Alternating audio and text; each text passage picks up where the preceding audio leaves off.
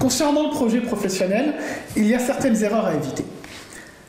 Une des plus fréquentes, étonnamment, et je l'ai vécu aussi bien en simulation d'entretien, parfois avec des candidats en mai ou en juin, où il n'est plus temps, à mon avis, de se tromper, et puis plus douloureux pour eux, vécu dans des véritables entretiens dans des écoles de commerce. La première erreur, c'est de ne pas savoir de quoi vous parlez. Le projet professionnel fait partie des sujets que vous apportez dans l'entretien. Comme c'est vous qui l'amenez, le jury attend de vous que vous le maîtrisiez. Un exemple authentique, un candidat nous dit « Mon projet professionnel est de faire du conseil. » Un des membres du jury « Oui, du conseil dans quel domaine ?»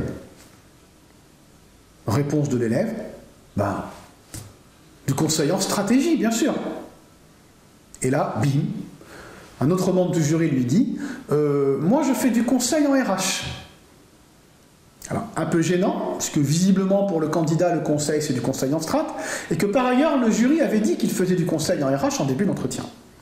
Candidat un petit peu désarçonné. Comme je suis un membre du jury bienveillant, j'enchaîne et je lui dis « Très bien, question banale, est-ce que vous pouvez nous indiquer quels sont les principaux cabinets de conseil en stratégie ?»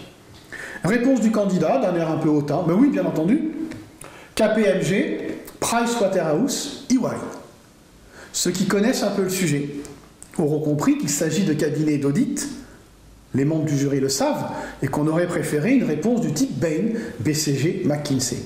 Un candidat qui démarre comme ça sur son projet pro est mal parti. Deuxième exemple, en réel aussi, un candidat en école de commerce nous dit qu'il aime beaucoup Elon Musk et qu'il aimerait énormément rejoindre Tesla, qui est une société extraordinaire. On parle un petit peu d'Elon Musk, et moi je lui demande, évidente question, banale question, les jurys, à commencer par moi, ne sont pas toujours très originaux. Au fait, vous pouvez nous dire d'où vient ce nom Tesla? Alors là, notre candidat est un peu ennuyé, il réfléchit, et il nous dit, Tesla, je ne me souviens plus exactement, mais ça doit être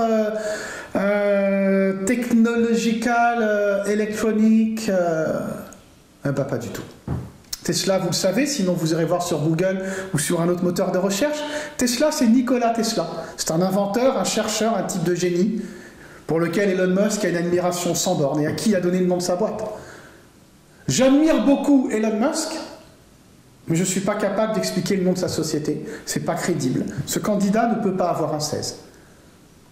Pourtant pas compliqué. Préparez-vous, sachez de quoi vous parlez, les sujets que vous amenez, vous devez les maîtriser. Et ça vous garantit un bon nombre de points.